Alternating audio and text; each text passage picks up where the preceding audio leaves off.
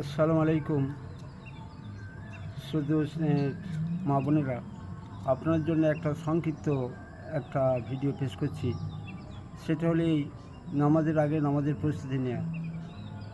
আজান হলে পুরুষ মানুষের নামাজ পড়বে, কিন্তু মা বোনদের জন্য হলো যে আজানের আগে অক্ত হয়ে যায়, সেই অক্ত অনুপাতে নামাজ পড়া, 5 মিনিট অ্যাডভান্স গিয়ে মশালায় বসে একটা ফিকির করা যে আমি যে নামাজ পড়ছি, এই নামাজের ভিতরে আমার সব সমস্যার সমাধান লুকিয়ে আছে।